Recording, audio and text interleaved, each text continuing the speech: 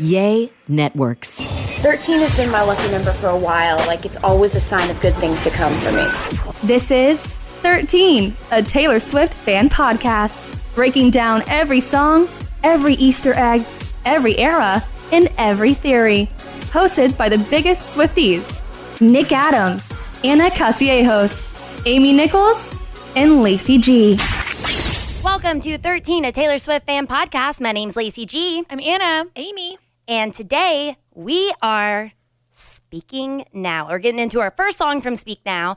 It is Mine, the lead single from Taylor Swift's third studio album, Speak Now, but now she has re-released it on her own, Taylor's Version TV. I did see Elise Myers say it took her forever to figure out that TV meant Taylor's version and not that there was like some secret Taylor version universe going on. I thought that was pretty cute. That's funny. Yeah. I do love that Speak Now, the album, is entirely self-written. So for every single track on this album, every episode, we just get to say, this was written by Taylor Swift. Written by Taylor and Swift. Taylor Swift only, which is awesome. I'm so excited about this because the Speak Now originally came out in 2010, and like the first few eras, there was just more. I mean, when Taylor was younger, when she was establishing herself and all this, she did a lot more interviews and was really active on social media. There was just more that we as fans could, I guess, feed off of than when we just did Midnights. It was a lot of just speculation on our part on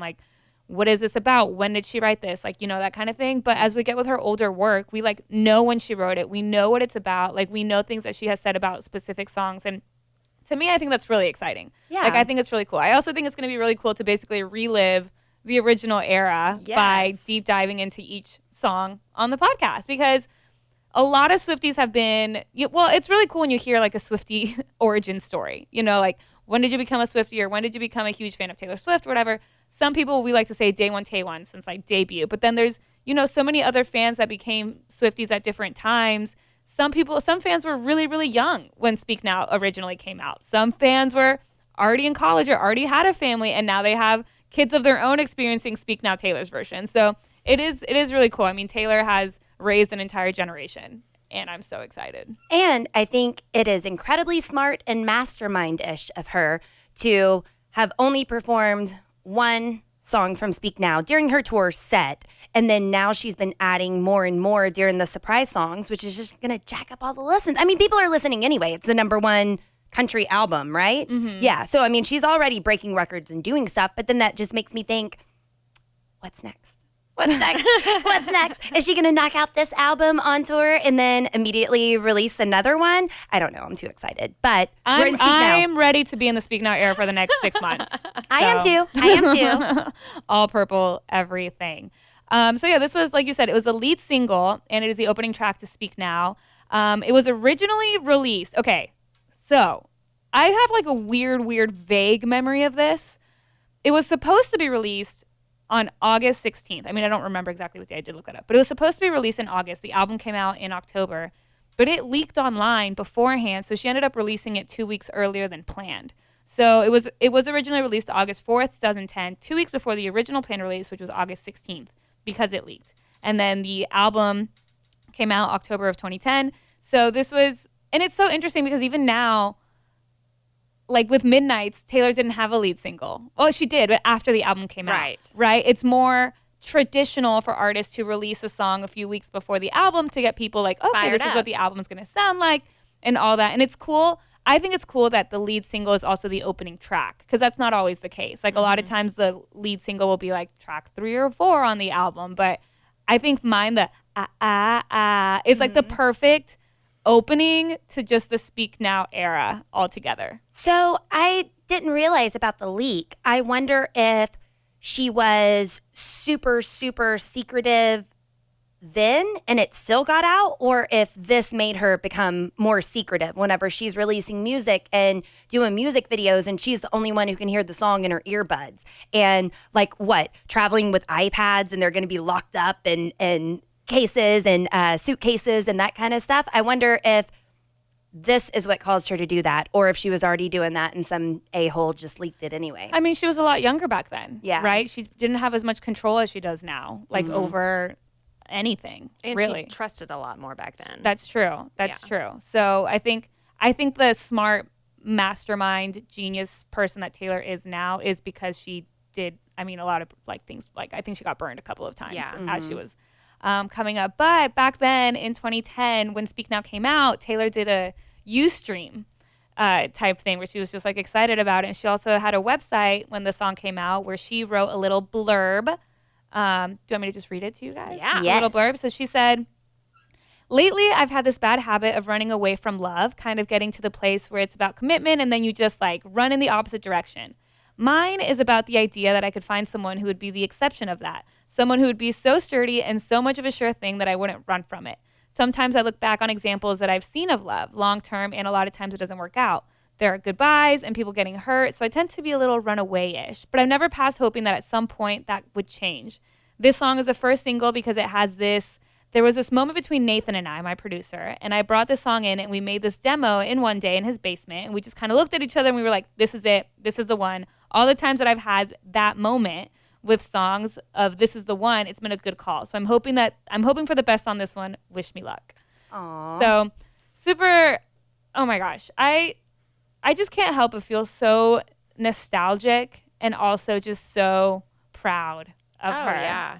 And so in awe of her, because she also told Yahoo Music about this song. She said, this is a situation where a guy that I just barely knew put his arm around me by the water, and I saw our entire relationship flash before my eyes, almost like a weird science fiction movie. After I wrote the song, things sort of fell apart, as they often do. And she said, I hadn't talked to him in a couple months, and the song came out, and that day I got an email from him. And I was like, yes, because that was sort of half confession and half prediction or projection of what I saw. Which is great because that's basically what the music video is, right? Did you guys go back and watch the music video? I did. even watched that in the making or behind the scenes of it. Yeah. And she was just like, I know I'm so obnoxious, but I'm so excited about this whole experience. She was adorable. I've never felt a line more before in my life. I know I'm so obnoxious. That's me. Sometimes I have to just say sorry for being me. I know I'm much, but yeah. It's so cute. The music video was released on August 27th on CMT, and they did that little like half-hour special of like the behind the scenes, like the making of. And it's so interesting because Taylor has a lot of music videos. I mean, she's had a long career. And the Mine music video, like when I think of that music video, I think of her in that field with like the photos, like on like the strings, you know, and like that white dress. And she's like so young and so pretty. But rewatching it, I was like, oh my God, I didn't remember some of the details in the story. Like I knew, yes, I remembered the premise was like that she just basically envisions an entire life after seeing a person for 1 second, which is like the most Taylor Swift hopeless romantic kind of thing you could do, right? And you put that in the music video, but rewatching it just kind of like I almost got a little misty-eyed because it really, really took me back to 2010. I was in high school at the time, and when Speak Now came out, I remember I took my little brother to Target to get the Speak Now CD, and I have this picture of him in the car because I was able to, I think that was the year I got my license because it was just me and him. So I must have gotten my license that year. And it was just me and my little brother, and he's 5 years younger. And I have this picture of him just holding the CD and just like smiling, just grinning ear to ear. And he's 5 years younger than me. So obviously my taste in music became his taste in music because it's my car, it's my rules, it's my music. We're going to listen to Taylor Swift. And I mean, growing up, like he just, you know, knew so much about things that were out of his control. He knew so much about Taylor Swift and about pop music and just like anything. But I have that picture of him and I just like cry when I see it because later in the album, we get to Never Grow Up, which in turn makes me think of my brother because we just had this like really special moment. And when Speak Now came out, Taylor's version came out, I sent him the picture. And I was like, happy Speak Now Taylor's version. And he was just like, wow, I'm an icon. I thought he was going to say, a picture to burn. No, but. Speaking of your family, does your mom miss me? Yeah. Okay, that's it. Mm-hmm. That's it. So Taylor Swift, in this song, thinking by just a simple touch, she envisions this whole life together and writes this song. Only Taylor Swift could do that because if I did that, it would be psycho. I would be chasing these boys away. They're not staying anyway, so I don't know what I'm chasing them away on my own. But I'm just saying, you can't go up to somebody and envision this whole life that we have together based on one brief moment, or they'd be like, red flag, psycho, let's know. But no, not only does she say it out loud, she writes a song, makes it a music video. It's the lead single. But so the music video, the love interest is a British actor named Toby Hemingway. And she said that the reason that she picked him to be in the music video is because he was in the movie The Covenant. And in that movie, he's wearing a shirt with the number 13 on it. Stop. So she was like, yeah. That's the guy. That's the guy that I want. That's the guy that I want in my music video. I love that detail. Isn't that amazing? Yes. I love that so much. Also, when I was rewatching the video on YouTube, I was looking at the comments because some of them are new now that like Taylor's version came out, but some of them are really, really old. And I saw a comment from like 3 or 4 years ago that just said, this song is timeless, which I thought was funny because now there's a Vault song called Timeless, which is so great. Oh my God. I can't wait till we get into the Vault songs too, because if I remember correctly, I think Taylor had said that she wrote originally for Speak Now like 80-something songs. Wow. That, then only so many make the cut. And then for like 1989, she wrote like over 100-something songs. Like, oh my God. So then I'm so curious as to why do these 6 out of all 80, why are those the ones that you wanted to re-record? Which is always, I need to add that to our list of questions. Anna, we're in Speak Now. We're in Speak Now. Do you want to know a 1989 theory, though? Sure. Okay, Taylor Swift's birthday picture holding up 2 threes because it's her birthday. She's 33. Now it's being theorized that she's going to, because she's been doing the red and green nails, she's made sure and pointed those out, that she's going to announce 1989 to be released in December, and that it's possibly going to have 33 tracks on it. Okay, I love that. Okay. The red and green for There's Christmas. red and green for Christmas. I can't, I think it's going to get announced in August, like at around one of her last shows. And that was, some people think that's why she's saying New York, but she's in LA, or LA and I'm in New York when Emma falls in love. Yeah. I'm getting that messed up. But anyway, they think she's going to announce that while she's in LA about 1989, which is about New York, and that might be the double that we've always seen that she hasn't come out with yet, because she wrote so many songs for this album that she could potentially have 33 songs. Yeah, and I have seen that people think that maybe she'll announce it on August 9th because it's 8-9. Right. Yeah. 89. Yeah. And I got my theory on that from Nikki King. Yes, I did study her hardcore this morning before coming in. We love to her. to see what all I missed. But yeah. Well, we love her. You are the best thing that's ever been mine. And in this instance, I'm not talking about just a Taylor Swift lyric. I'm also talking about someone that we have proudly partnered up with, Bass. We just got back from vacation, or Anna's wedding. And what do you have to do on vacation? You got to pack everything up and then carry it with you to the airport. And you want something that's going to look good, going to feel good, not going to be too heavy.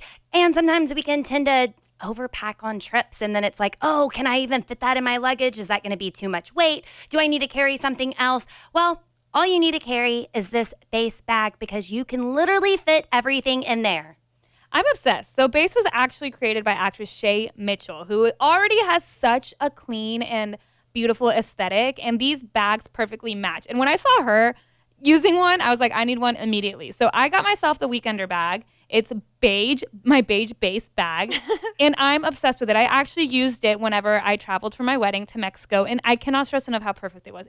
Not only did I feel cute as hell, but it was the perfect size, because I got the Weekender one. They have the smaller Weekender one, the bigger one. I got the bigger one because I really do feel like it could fit everything. And I put all of my important stuff in there. I put my wedding accessories that I didn't want to lose. I had my wedding shoes in there. I also used it as my personal item, so I didn't have an extra purse or backpack, because I fit my passport, everything in there. And it has like a separate compartment on the bottom that zips up. And that's where I put my makeup and liquids and stuff, just in case, because I didn't want, things can kind of go wrong like that. And then my Bass bag was actually the bag that I used on my wedding day for all of my wedding stuff, all of my bridesmaid stuff, all of my change of clothes stuff that I took to my wedding venue, because it was the perfect size. Bass has thought of everything you could ever want in a piece of luggage: 360-degree gliding wheels, a cushion handle, built-in weight indicator so there is no guessing whenever you are at the gate, washable bags for your dirty clothes, and all the interior pockets that you need to keep you organized. You can keep everything safe and separate in this bag. The luggage also comes in multiple sizes and colors, and for shorter trips, the Weekender bag is super functional. It even has a place to store your shoes separately, even though I personally use that as my makeup compartment. Whether you're packing for a quick trip or looking to breeze through the security line, Base has your personal items covered. Right now, Base is offering our listeners 15% off your first purchase by visiting basetravel.com/Taylor Swift fan. Go to basetravel.com/Taylor Swift fan for 15% off your first purchase. That's BEIS travel.com/Taylor Swift fan. That's BEIS travel.com/Taylor Swift fan. But back to Speak Now, and back to mine specifically. Something else that I'm so excited about that we're only going to have for a few more albums is the hidden messages. Yes. From the lyric booklets. So when Taylor, in her first few albums, she, in the lyric booklets, she would have little hidden messages, secret messages to her fans by capitalizing random letters. And it was always just like so fun to get a new Taylor Swift album, listen to it, and like I would circle, like with a pen, I would just like circle all the letters and just try to figure out like what it was. So the hidden message for mine just says Toby, which is the name of the guy in the music video. So some people had, of course, been like, well, was this song about him? But the two of them never actually had a romantic relationship. I've seen people say that maybe she just had such a good experience and good time filming the music video with him that she made the secret message about him. But something also that I just love about Taylor Swift in general, it's like, yeah, she has all these songs about relationships and, people, as we do also, we're like, who is this about? Like, who inspired this song? And she'll never confirm it. Mm-hmm. She'll just never confirm it, even with her older ones. Even Dear John. Mm-hmm. She's like, yeah, Dear John letters. Yep, that's what inspired it. Style, she was like, yeah, well, we're never going to go out of style. Like, that's just, it is what it is. Like, she will never go on the record and actually confirm it, and I love that about her. Sure, there's some that we're like, okay, this is we know. But I was going back yesterday, and I was actually finding old blog posts from 2010 from fans, like from Tumblr, from Reddit, just like I love to see what people say about the music now, but I wanted to see what people were saying then. So I did go back and find a couple of different blog posts. Also, sorry, I feel like I'm just babbling. I feel like I just keep... We're feeding off your energy. I just keep talking because there's just so much that I want to say. Okay, so where to begin with this? Okay. So at one point, it was rumored that this song was about a friend of Taylor's who was in college. You were in college working part-time waiting tables, who was seen in like a couple of her photos. So I found a blog post from August of 2010. It was like on a fan website, and it just included photos from a wedding that Taylor had gone to, and it was actually Josh Farrow's wedding. Farrow? From Paramore. Oh, okay. So it was his wedding, and Taylor was there with Hayley Williams, everybody else from Paramore, and like a couple of friends, and there's this group photo where there's this guy, and he's wearing this orange beanie. And then that same guy is seen in other photos later on when Taylor was at her parents' house for Easter. And that same guy was there. Was he wearing an orange beanie? How did they pick him out? No, but he was wearing, in the Easter photos, he was wearing like a white hat, a white fedora type hat, which looks very similar to the one that Taylor was wearing in the Mine music video. Okay. So for a little bit, or like some fans thought, maybe this is the guy that's working, in college, working part-time waiting tables, family friend, maybe that kind of situation. And I love that I just like found that blog post like from 2010. And then other people think that this song is completely fictional, that it was just inspired by maybe like a, like a crush or something. But I don't believe that because she did say that she got an email from whoever inspired the song.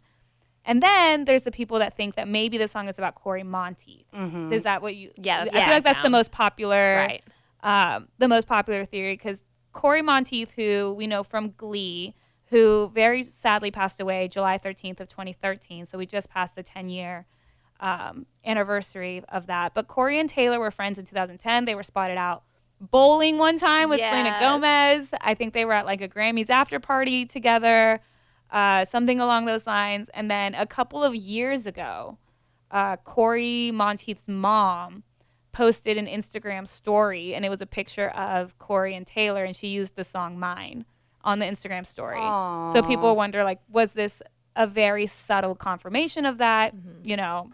hard to say. Can't say for sure. And there was a Glee cover of Mine. Yes. So, I mean, that could also be considered a confirmation. Yeah, in a way. And Yeah.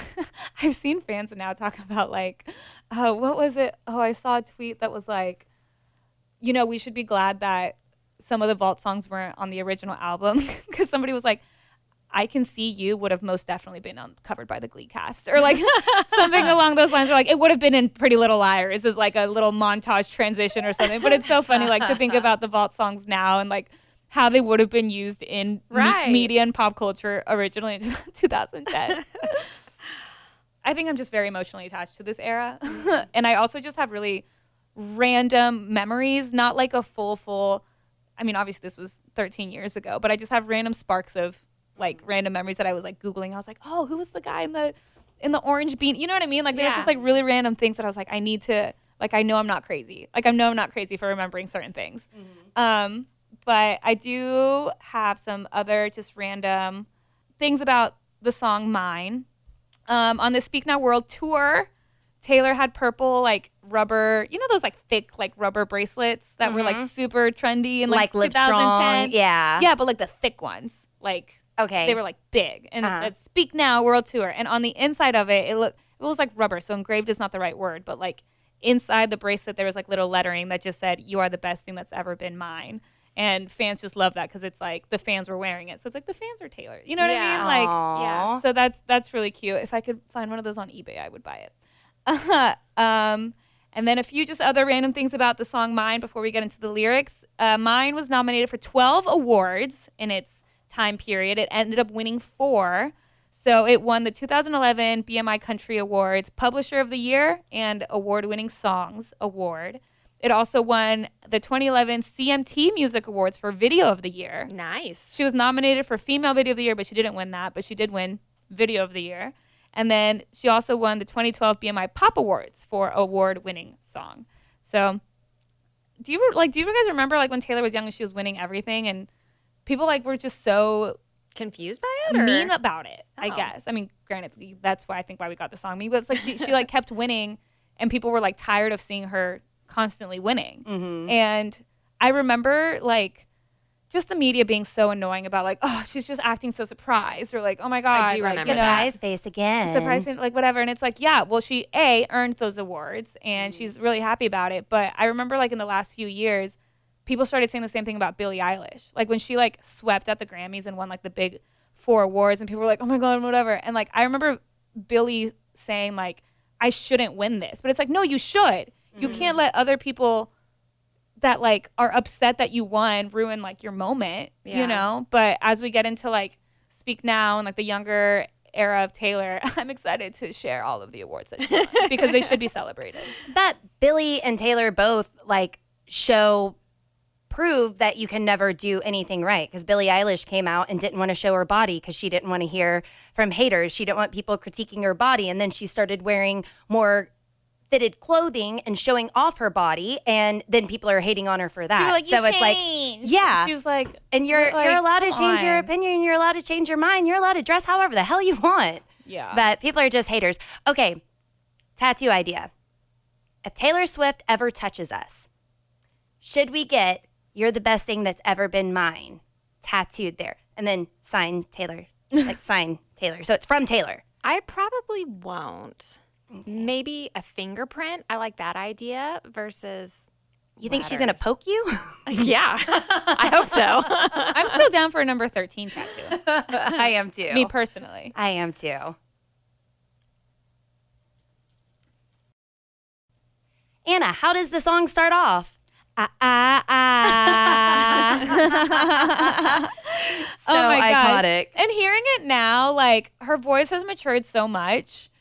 And it's just, you get those very first, like the Taylor's version, and I cry immediately. Immediate tears. Just, oh my God. Even though here on the lyrics that I pulled up, it says, oh, oh, oh. But I see this too. I believe that it's, with an A for sure. Right? Okay. Thank you. So she starts off, "You were in college working part-time waiting tables. Left a small town, never looked back. I was a flight risk. With a fear of falling, wondering why we bother to love if it never lasts. I mean, I feel like the story, I mean, this song is just, it's a full-blown story. Yeah. You know, and I think a lot of the Speak Now songs are like that. Like, it's just a story start to finish. And going lyric by lyric is going to be a little bit different than when we did Folklore and Midnights, because it's just a straight-up story. It is what it is, you know? But love it. Yeah, because she's fearful trying to get into this relationship because she saw her parents' relationship not work, and she saw all the fighting, and then you think that's how love is, or you're skeptical. Like love's never gonna last. It's never gonna last. But then in that moment, it's like, can you believe it? Because you're looking at each other, and I think we could make this work. Yes, I can see it now. I think that we can do this. And then she reflects. Do you remember we were sitting there by the water? You put your arm around me for the first time. Was he hitting on her, or was she cold? I assume it was like a little bit of both. A little bit of a hitting. For me, this is like a summertime. Maybe because in the music video, she's like just it like looks That's more true. summer. But I assume they're just like sitting by the water, and he puts his arm around her. How great though! Like, I mean, we know she is the lyricist of our generation, but something so small, like putting your arm around her, inspires this entire song. You know, like that's really really cool. And then the next line, you made a rebel of a careless man's careful daughter. Yes. So she's so super guarded because of what happened to her family. But then love's going to turn her into that rebel after all. And I do see a lot of, even back then, a lot of critics would praise her for that lyric specifically, just saying it was just like a very smart lyric, right? Like, especially for, like, I don't know what she's trying to say in such like in one line. It like conveys the whole message. Yeah. But this we know. Yep, you're the best thing that's ever been mine. And then flash forward, they're together, taking on the world. They're moving in together. There's a drawer of my things at your place. They're starting. That's not moving in. That's whenever you're just getting to that Oh, you're point right. to where You're it's right. like, do I Leave my have to bring my toothbrush. toothbrush home every time?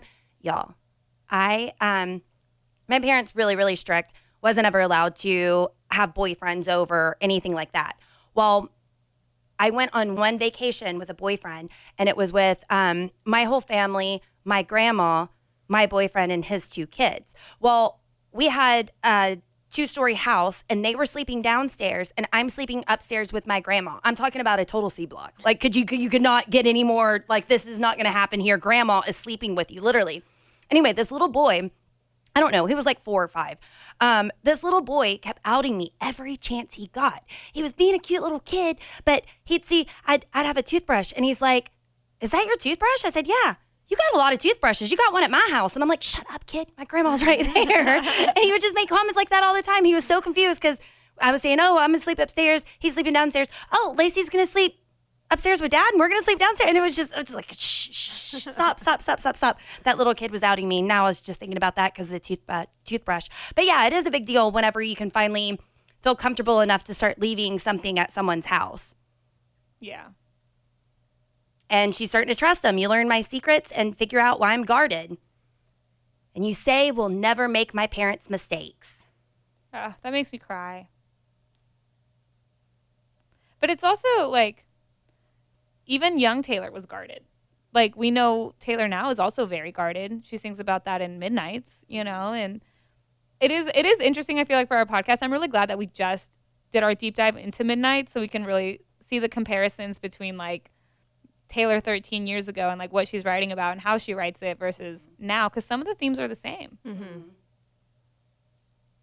But we got bills to pay. And we got nothing figured out. I do love that. Like, you got, life happens, but at least we're together, right? Yeah, because you just got to figure it out together. But then it escalates a little bit more further on down where she says, I remember that fight. I remember that fight, 2:30 a.m. I can't sing, but because everything was slipping from my hands, was slipping right out of our hands. I ran out crying, and you followed me out into the street. And then this is the part where she's waiting. We're fighting. This you're is gonna the leave me. end. Yeah, you're gonna leave me. Why would you stick around? Why would you want to stay with me? Brace myself for the goodbye. Because that's all I've ever known. But then he took her by surprise and said, I'll never leave you alone. Something else that I just love about this being such like a storytelling like song, which I feel like all of Taylor's songs, that's what they are. They're like little encapsulated stories. And like you can visualize it without even watching the music video. You can visualize this story like in your head. And I think that's part of why at least I adore her music so much, is because listening to a song is like listening to just an entire story back, like front to back. Like it's a story, beginning, middle, and end in a bridge. But it's also like a lot. Like I have a lot of like anxiety, and people say that a lot of people that when they deal with anxiety, they like rewatch the same show over and over because how it ends. Comforting, yeah. And I feel that way with Taylor's songs as well, because I listen to these stories and I know how it ends. I know how this song ends. You know what I mean? I know that they're gonna have this fight at 2:30 a.m., but I know that like he's gonna say I'll never leave you alone. Like I know that, and I feel like listening to a Taylor Swift song that has a story like this, which is a lot of her music, is the equivalent of like watching your comfort show. At least that's how I feel. And that's probably why I'm so attached. But, also I wanted to point out, I found a post on Reddit that I thought was interesting about Is it a graph? Is it a graph? Oh, no, it wasn't a graph. Oh, no, then go ahead. What was yours? I have a graph of every time she talks about water it's extensive. And I don't know how I describe a graph verbally. Because, it talks about each album and each way of water, but go ahead. No, I love that. Well, we'll post it because it's very extensive. Yeah. Okay. Yeah, we'll post it on our Instagram. I love that. What did you find on Reddit? On Reddit, somebody just basically compared the themes from The Bridge and Mine to The Bridge and the Great War. Oh. Basically saying that they're the same type of fight, I guess, the same fight being the one where Taylor fears that she basically messed everything up. She thinks everything is done, and then he chooses to stay with her. Aww. So we have The Bridge in Mind that we just, went through. I remember that fight, 2:30 a.m., brace myself for the goodbye, but you said I'll never leave you alone.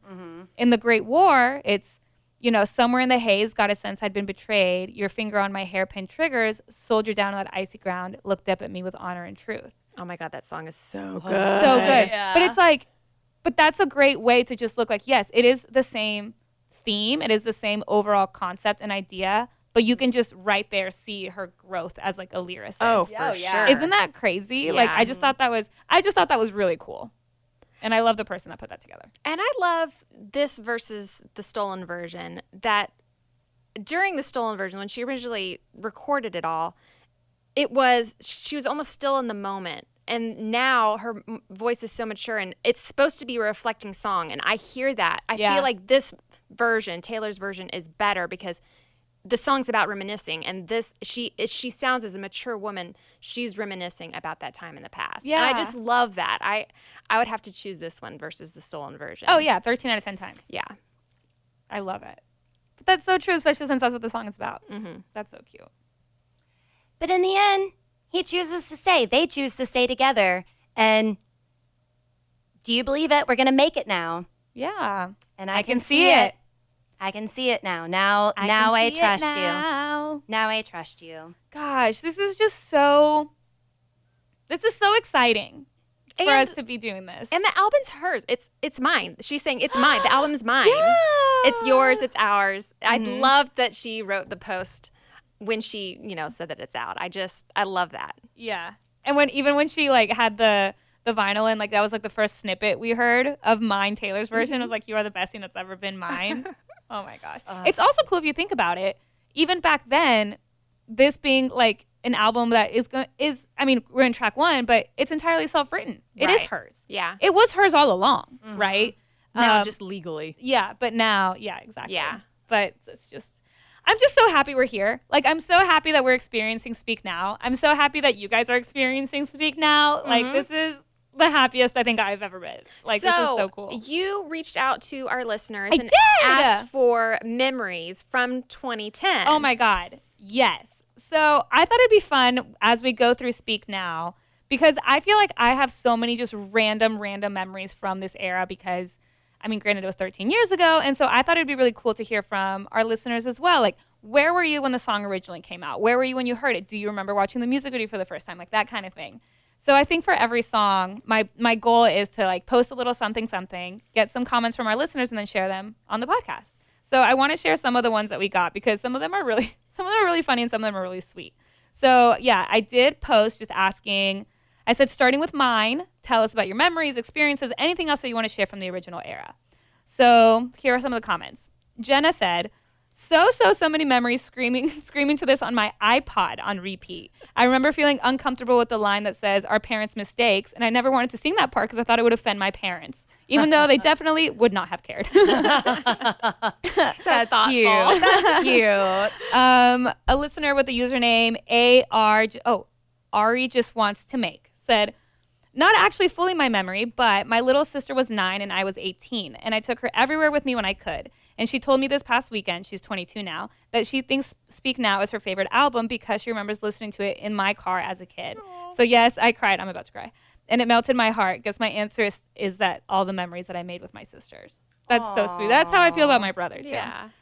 Jay Frizz said, Speak Now reminds me of my childhood best friend and all the good times that we had together. We made a mean music video that we posted on YouTube, which sadly got taken down for copyright reasons. And we had so much fun making it together. Listening to this makes me miss her since we haven't seen each other in a long time. It also reminds me of my high school crush because I hadn't been in a relationship yet when the album came out, so I made up fairy tales based on Taylor's songs. Aww. This comment made me laugh. It's from JV Cobb 197 that says, I was about 4 years old, but this song takes me back. JK, I remember nothing. There's another one from Jen S that says, I was 1 in 2010, so the only thing I remember is a huge snake in my backyard. Grace Marie Evans, 19, said, I remember calling my brother during the Speak Now concert and leaving a voicemail of the entire song because it was my favorite. Aww. That's so cute, leaving a voicemail. Aww. Simone Flynn said, I received Speak Now as a Christmas present in 2010, and it was the best present I'd ever received. For mine, the re-record made me realize that I've been singing the lyrics wrong this whole time. Instead of, you learn my secrets and figured out why I'm guarded, I always thought it was why I'm bothered, not why I'm guarded. Mm-hmm. I guess I didn't study my lyric booklet well enough. Oh, okay, I love this because it screams 2010. Chelsea Bauer said, I sent a burnt CD to my foreign exchange student, and he emailed me back saying, oh no, I'm not in love with you. And then the last one that I have here is from BMK, who said, Speak Now came out when I was 5. For Christmas, the girls in my family got tickets to the Speak Now tour in Arlington. It was October of 2011, and I remember standing outside of the stadium in our tutus and bows taking pictures. And then I remember falling asleep during Haunted, and the bell woke me up. And I'm still offended that 6-year-old me had the audacity. Yeah, that's embarrassing. That is embarrassing. You should be embarrassed. But it's super cool, like just kind of scrolling through all of the comments on that post because we were all just like in different times, and it was 13 years ago, and it's so cool to reminisce. And so I think that's going to be something cool that we do in our Speak Now era, just to also have our podcast feel more like the family that it already is. Yeah. So, yeah. Love that. Thanks for sharing. Yeah, thank you guys. Well, we are all very happy to be in the Speak Now era. Welcome here with us. So we are going to be breaking down a song every single week, but we are still in the era tour. So we will be picking out our secret songs again for this weekend. She's going to be in Seattle. She has 2 shows this weekend, Saturday and Sunday. So we will be picking our surprise songs for this weekend. And then join us next time because we are going to be breaking down Sparks Fly. Drop everything now, baby. Let's go. Thanks for listening to 13, a Taylor Swift fan podcast. Subscribe for free and leave a positive review on Apple Podcasts, Spotify, or Google Podcasts.